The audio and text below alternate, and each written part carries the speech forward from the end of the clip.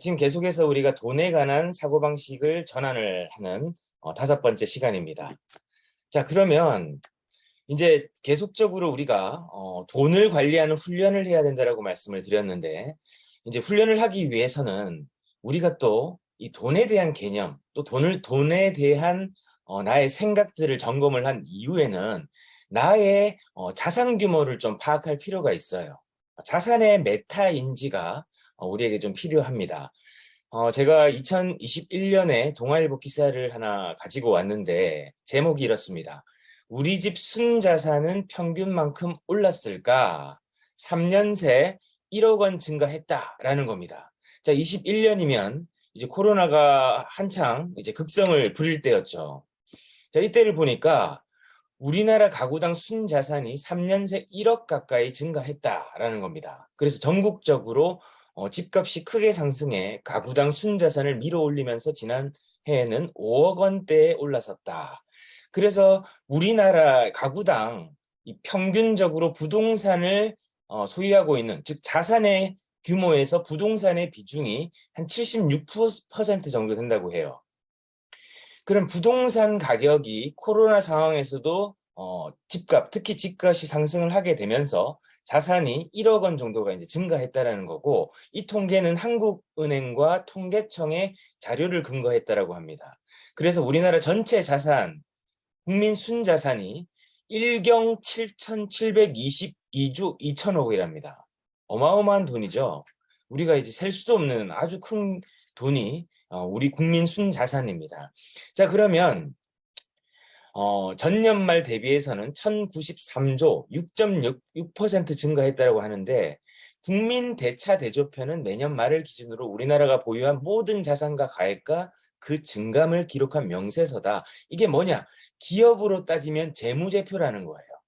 자, 우리 여기서 이제 한 가지 배우고 가는 겁니다. 아, 이게 자산이라는 것은 기업에만 해당되는 게 아니라 나 개인에게도 해당이 되고 우리 가구에게도, 우리 가족에게도 해당된다는 겁니다. 자, 여기서 가구 수는 현실적으로 주거 및 생계를 같이 하는 사람들로 이루어진 집단의 수를 말하는 거예요. 우리 가구 수 이렇게 얘기하는 게 있죠. 이게 바로 우리가 생계를 같이 하는 사람들로 이루어진 집단의 수, 즉 가족의 수를 이제 이야기하는 겁니다. 그래서 우리 가구 수에도 이 자산이 상당히 중요하고, 이게 바로 재무제표라는 거예요. 그래서 우리 재무제표가 건전해야 되겠죠. 이 가운데 큰 부분을 차지하는 가계 및 비영리 단체는 지난해 말 기준 1경 423조 원의 역대 최대를 기록했다. 이거는 중요한 게 아니고요.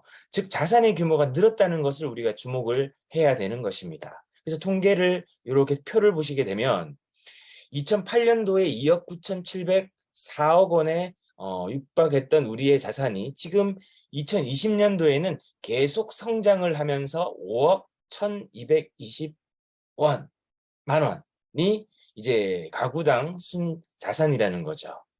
결국은 자산은 계속 늘어나왔고 코로나 상황에서도 계속적으로 자산은 늘어나왔는데, 이제 우리가 생각을 해봐야 되는 것이 바로 요겁니다. 우리의 자산 규모를 어떻게 우리는 파악하고 있느냐. 그래서 제가 계속 말씀을 드렸던 것은 앱이 있다면, 여러분들에게 좋은 툴이 있다면 소개를 해드리겠다고 말씀드렸고, 제가 한 3년째 이 앱을 쓰고 있어요. 뱅크 샐러드라는 앱입니다. 그래서 이 앱을 여러분들이 사용을 하시게 되면 굉장히 수월하게 자산을 관리하실 수가 있어요. 그리고 지금 전화기가 있는 분들은 뱅크 샐러드를 다운을 바로 한번 받아보십시오.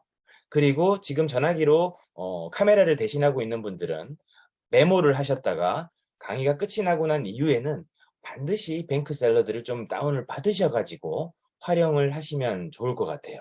그래서 여러분들에게 뱅크 샐러드가 어떤 특징이 있느냐 보여드리는 건데요. 실질적으로 자산 관리하기가 상당히 용이합니다. 크게 봤을 때 전체 여러분들 개인의 순자산을 파악하실 수가 있고, 신용 점수도 이제 관리를 하실 수가 있고, 계좌와 현금을 연동해서 어떻게 현금을 가지고 있고, 여러분들이 가지고 있는 계좌에는 어떤 지금 현재 잔고가 있는지를 정확하게 은행별로 파악을 하실 수가 있어요. 또 이제 적금이라든지 청약이라든지 예적금이 있으시다면 그 예적금 관리도 여러분들이 쉽게 하실 수가 있습니다. 왜냐하면 눈에 보이기 때문이에요.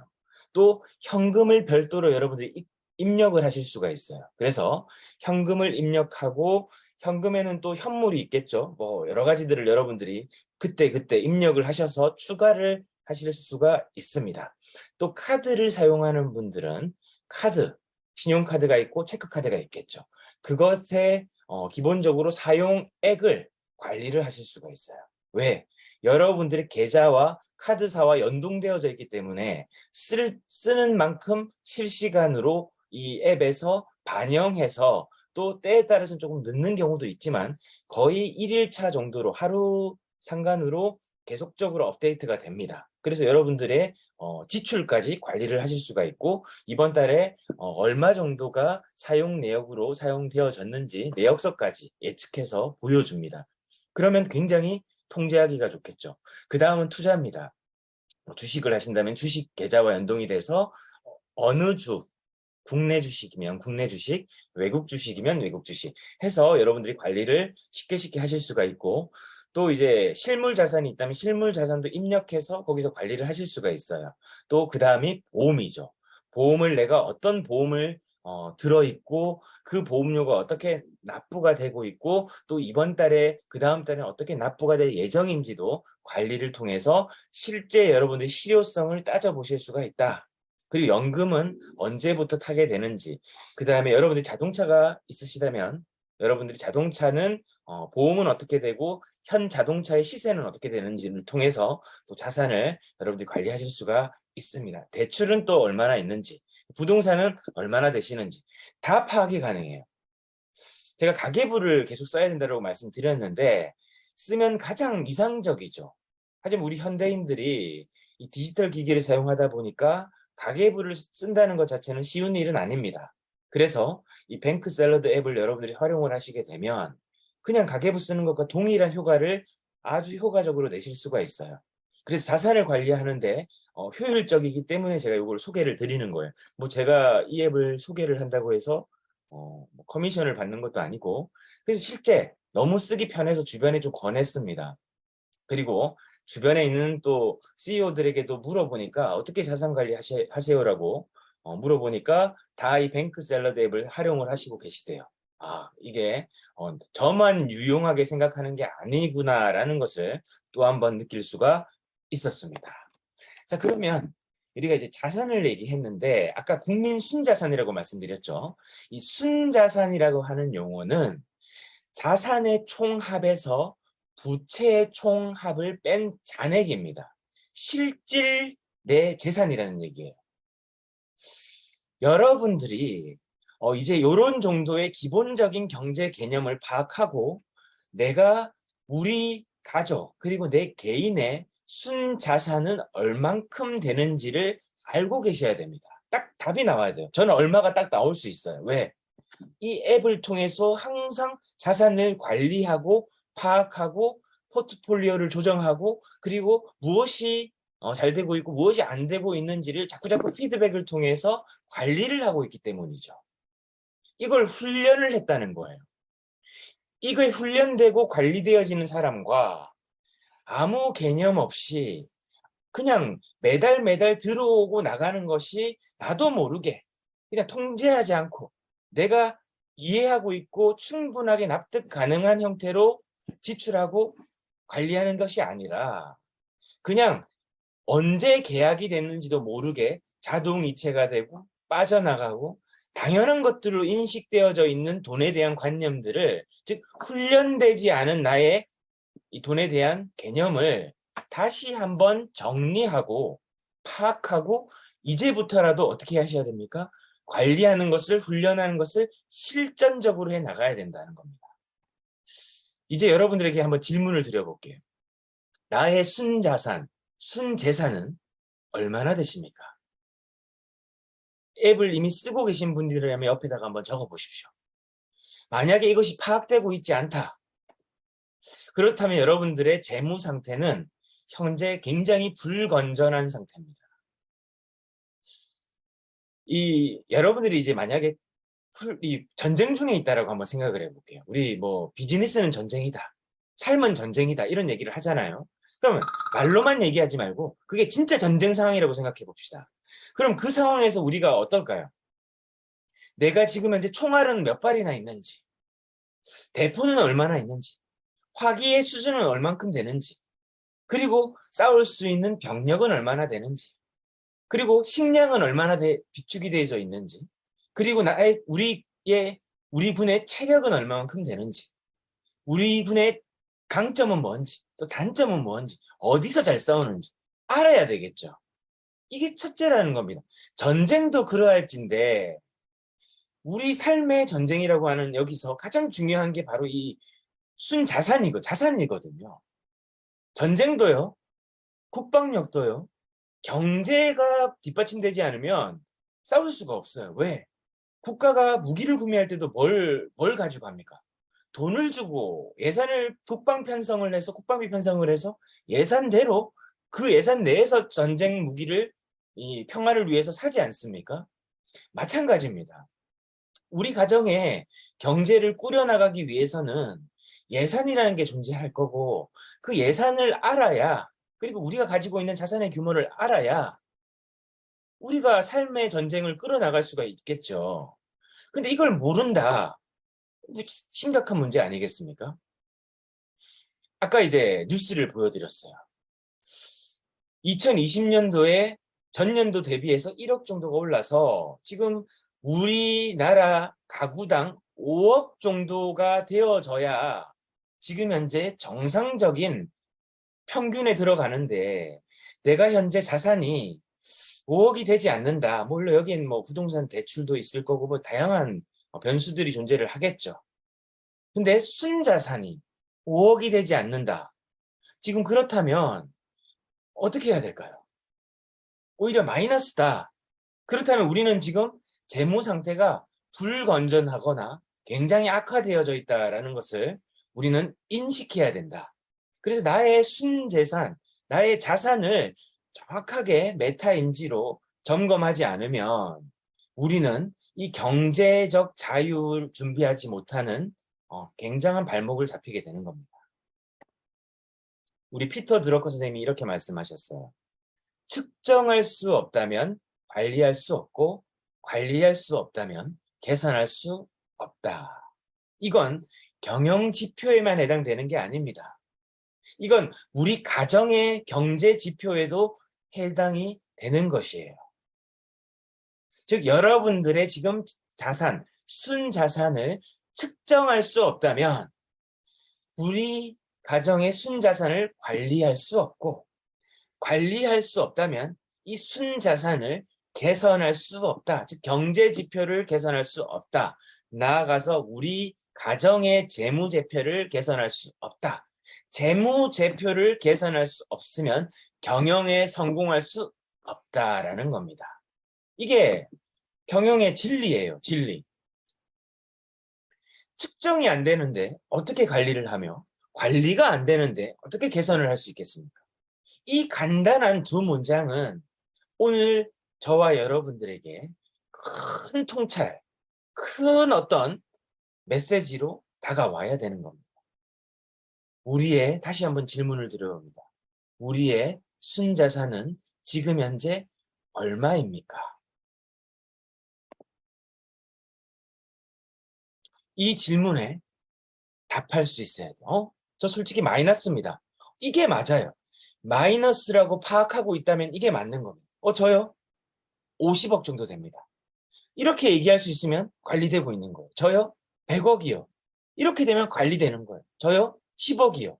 관리되고 있는 겁니다. 그런데 내가 순자산이 지금 얼마지? 어떻게 되고 있지? 이렇다면 문제가 심각한 겁니다. 이제부터 중요한 건 어제까지가 아닙니다. 바로 오늘입니다. 오늘 우리는 어떻게 돈을 관리해야 되고, 어떻게 측정해야 되며, 어떻게 개선해야 될지를 고민해야 됩니다. 그렇다면 여러분들은 가계부를 쓰셔야 되고, 가계부를 쓸 수 없다면 저 앱이라도 사용을 해서 여러분들의 자산 계좌와 연동시키고 내가 알고 있는 자산들을 입력해서 오늘부터 관리해 나가시기 바랍니다. 다음 시간에는 실질적으로 여러분들의 통장을 관리하는 방법에 대해서 살펴보도록 하겠습니다. 자, 이제 다시 5분 학습으로 들어가겠습니다. 자, 이제 5분 학습입니다. 우리가 계속해서 이제 이 지식재산에 대해서 계속 공부를 하고 있죠. 자, 여기 흰다리 변형에 대한 특허까지 설명을 저번 시간에 드렸습니다. 이렇게 공부를 말씀을 드렸고요. 이제 산업재산권이라는 것에 대해서 좀 살펴보겠습니다. 우리가 지금 산업재산권 전체가 지식재산권의 한 분야이고 우리가 속해 있는 것이 바로 산업재산권 중에서 특허를 그동안 학습을 하신 거예요. 이 다음은 특허보다는 조금 작은 개념, 소발명이라고 하는, 특허는 대발명이라면 소발명이라고 하는 실용신안권에 대해서 살펴보겠습니다. 이 실용신안권은 물품의 형상, 구조, 조합만 인정이 되며 기술 방법 및 물질은 제외가 된다. 그래서 자연법칙을 이용한 기술적 사상의 창작에 대해서 부여하는 권리로서 소발명이라고 얘기하는 거예요. 그래서 기준은 산업상 이용 가능성이 있는지, 선행 기술이 없는 신규성인지, 진보성이 있는지 없는지에 따라서 등록이 되고 안 되고가 평가가 됩니다. 자, 그럼 여기서 우리가 조금 약간 의아한 것은 특허하고는 구체적으로 어떻게 다른데요? 라고 질문하실 수가 있겠죠. 그래서 제가 잠깐 간략하게 예를 들어드리면 특허라는 거는 시스템이라고 말씀드렸습니다. 그래서 자동차가 굴러가다가 멈추는 시스템, 즉 동력 제어 시스템. 차가 굴러가다가 멈출 때는 아주 복합적인 구조의 기술들이 적용이 되어서 차가 멈추는 이 행위가 이루어지는 거죠. 현상이 일어나는 겁니다. 근데 여기서 실용신안이라는 건 자동차가 굴러가는 것과는 상관이 없어요. 멈추는 거 이런 거 동력과 상관이 없습니다. 그냥 이 사이드 미러, 자동차 부품에 사이드 미러가 있죠. 사이드 미러 이런 것들이 실용신안이에요. 자동차에 탔을 때 뒤 후방을 보고 이 자동차 내 전체를 조망하기 위해서 룸미러가 필요하죠. 그 룸미러 자체가 실용신안권이에요. 우리가 음료를 마시고 운전을 할 때 음료를 들고 운전을 하면 안전성이 떨어지죠. 그때 뭐가 필요합니까? 컵홀더가 필요하죠. 그 컵홀더 이런 게 실용신안이에요. 백미러, 사이드미러, 룸미러, 컵홀더 즉 차가 움직이는 것에는 기여하진 않지만 그런 정밀한 기술을 요하진 않지만 그 움직임을 위해서 아주 사소한 디테일들이 필요한데 그 디테일을 구성하는 요소들 즉 운전이라고 하는 행위에서 각 요소들이 안전과 편의를 위해서 필요한 것들이 있죠. 이런 부품들이 실용신안권에 해당이 되는 겁니다. 우리가 카메라를 들고 다니는데 사진을 찍는데 나를 찍는 걸 셀카라고 얘기하죠. 근데 이 셀카를 효율적으로 하기 위해서 어떤 발명자가 셀카 봉이라는 거를 고안해서 창작했어요. 이거를 등록시켰습니다. 그게 바로 셀카 봉이에요. 그래서 사진을 찍는 정밀한 기술가 요하진 않지만 편의를 제공하는 발명, 이게 바로 실용신안권입니다. 이 개념을 여러분들이 이해하신다면 자동차에 있는 부품들은 이런 것들은 실용신안이야. 근데 자동차가 연비를 개선하는 기술이 있어. 이런 거는 뭐죠? 특허 기술이죠. 자동차의 이 주행을 하다가 멈추는 새로운 브레이크 제어 시스템을 개발해서 이런 게 특허라는 얘기예요. 그래서 이것을 대발명이라고 얘기하는 거고 간단한 부품들은 소발명이라고 이야기하는 겁니다. 이 개념을 여러분들이 아셨으면 좋겠고 그 다음에 있는 것이 바로 디자인권. 아주 많이들 보실 거예요. 디자인권이라는 건 물품의 형상, 모양, 색채 또는 이들을 결합한 것으로서 시각을 통해 미감을 일으키게 하는 것이에요. 그래서 자동차를 자꾸 예를 들어드리는 거 이해가 우리가 편하죠. 자동차의 모양이 제조사별로 다 다르지 않습니까? 페라리라는 회사는 페라리만의 디자인이 있고 BMW는 BMW라는 디자인이 있고 현대자동차는 현대만의 디자인의 모양이 있어요. 그게 다 뭡니까? 각각 제조사의 권한이라는 거예요. 디자인권으로. 그래서 헤드라이트 모양도 다르죠. 핸들의 모양도 다르죠. 의자의 모양 다 다릅니다. 이게 바로 디자인이라는 겁니다. 디자인. 시각적으로 미감을 일으켜서 구분짓게 만드는 권한. 그게 바로 디자인입니다. 자, 오늘은 디자인권까지 공부를 했습니다. 하나가 더 남았는데요. 요거는 다음 시간에 공부를 하고 그 다음 시간에는 우리가 FDA와 그리고 우리가 안전성 검사에 대해서 다시 한번 살펴보고 우리가 현장에서 좀 활용하는 부분에 대해서 살펴보도록 하겠습니다.